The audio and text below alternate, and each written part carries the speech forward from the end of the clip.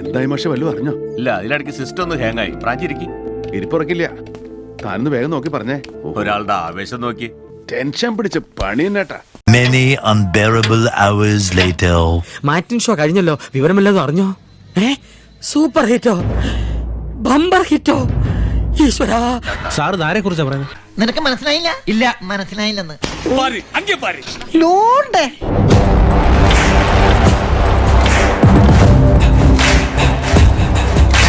വാഴ 2 biopic of billion bros.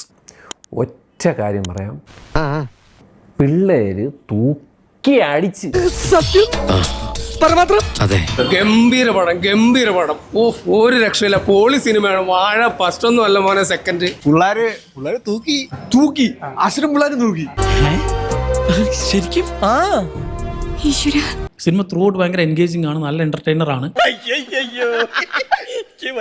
ഒരു 2.25 മണിക്കൂറിന്റെ പടം. പക്ഷെ പറഞ്ഞാ വിശ്വസിക്കില്ല, ഒരു നിമിഷം പോലും എനിക്ക് എവിടെ ബോറടിയോ ലാഗടി ഒന്നും തോന്നിയില്ല. നല്ല കിടുക്കാച്ചി കിടിലോസ്കി പടം എന്നല്ലാതെ വേറൊന്നും എനിക്ക് പറയാനില്ല.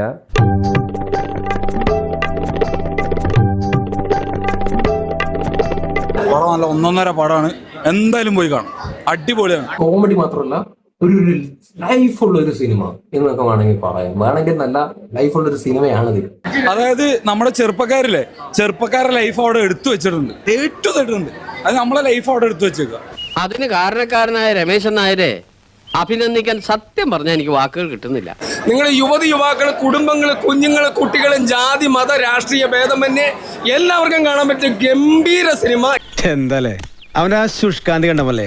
ഗംഭീര സിനിമ. ഇത് മലയാളത്തിൽ ഒരു ചരിത്രം സൃഷ്ടിക്കുന്ന കാര്യത്തിൽ യാതൊരു സംശയം വിചാരിക്കേണ്ട. നിങ്ങൾക്ക് ധൈര്യമായിട്ട് കാണാം. ഗംഭീര പടം.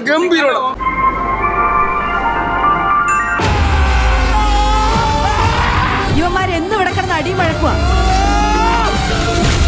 പിന്നെ പെർഫോമൻസസ് എടുത്തു നോക്കുകയാണെങ്കിൽ എല്ലാവരും തന്നെ ആഷിർ, അലൻ, അജിൻ ചോയ്, വിനായകൻ, എല്ലാവരും അവര് 4 പേരും നമ്മളെ എല്ലാ റീൽസ് ചെയ്യുന്ന എല്ലാ പിള്ളേരും ഇൻസ്റ്റാഗ്രാം നിറഞ്ഞു നിൽക്കുന്ന താരങ്ങൾ മൊത്തത്തിലുണ്ട് അതിനകത്ത്. അപ്പൊ നല്ല രസമായിട്ട് ചെയ്തിട്ടുണ്ട്.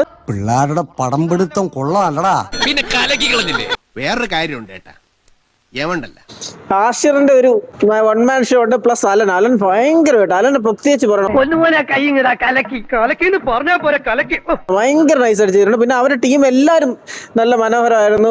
തിയേറ്റർ ഭയങ്കര എൻഗേജിങ് ആയിരുന്നു. ഇതിൽ നിന്നും നമ്മൾ എന്താണ് മനസ്സിലാക്കേണ്ടത്? ചേരേണ്ടവർ ചേർന്നാൽ നടക്കേണ്ടത് നടക്കും. ഐക്യമത്യം മഹാബലം. കറക്റ്റ്. അവന്മാര് അതങ്ങ് ഏറ്റെടുത്ത് മരിച്ചാണ് ഈ പടത്തിൽ നിന്നതെന്ന് നമുക്കിങ്ങനെ ഓരോ സീൻ ബൈ സീൻ നമുക്കത് അറിയാം. അതായത് ഒട്ടും ഓവർ ഡ്രാമാറ്റിക് ആവാതെ വളരെ, അതായത് നമ്മളെ കഥാപാത്രങ്ങളുടെ കൂടെ കൊണ്ടുപോയിട്ട് കിട്ടില്ല writing. Vipin Das again you man. ഇപ്പൊ എനിക്ക് നിന്നോട് വീണ്ടും ബഹുമാനം തോന്നി തുടങ്ങി. നീ ആ കയ്യങ്ങട് തന്നെ. വെറുതെ പറയല്ല, ഇങ്ങനൊരു പരിപാടി സംഘടിപ്പിച്ചതിന് ഒരുപാട് നന്ദിയുണ്ട് sir. Vipin Das bro and Suvin sir. മോനെ നീ മാസാടാ. മാസ് എന്ന് പറഞ്ഞാ പോരാ, മരണ മാസ്. പിന്നെ അൽഫോൺസ് പുത്രൻ വന്ന് തൂക്കിയിട്ടുണ്ട്. സെക്കൻഡ് ഹാഫിന്റെ കുറെ സീൻസ് അൽഫോൺസ് പുത്രനാണ്. പ്രേമത്തിൽ തുടങ്ങിയ കുഴപ്പങ്ങളാണ് ഇതൊക്കെ.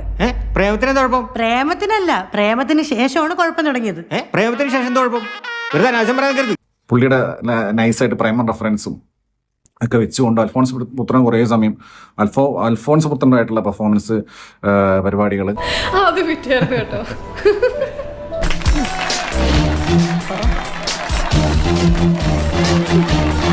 മറ്റൊരു സത്യം കൂടി വെളിപ്പെടുത്താൻ ഉദ്ദേശിക്കുന്നു. പെർഫോമൻസ് കൊണ്ട് ഒരു സിനിമയെ എങ്ങനെ താങ്ങി നിർത്താനുള്ള എന്റെ പെർഫെക്റ്റ് എക്സാമ്പിൾ ആണ് സിനിമയിൽ എല്ലാവരും കാഴ്ചവെച്ചിരിക്കുന്ന പെർഫോമൻസ്. അവർ കഴിവുള്ളവരെ മലയാളികളും വാങ്ങിയിരിക്കും. ഓക്കെ, ആരെങ്കിലും കൊളാക്കിയിട്ടുണ്ടെങ്കിൽ മൊത്തം കൊളായി പോകും, സിനിമയുടെ മൊത്തം മൂഡ് പോകും. അതിന് എവിടെ ഇവര് അനുഭവിച്ചില്ല എന്നുള്ളതാണ്. റൈറ്റർ ആയി കഴിഞ്ഞാൽ, ഡയറക്ടർ ആയി കഴിഞ്ഞാൽ Perfectly balanced, as all things should be.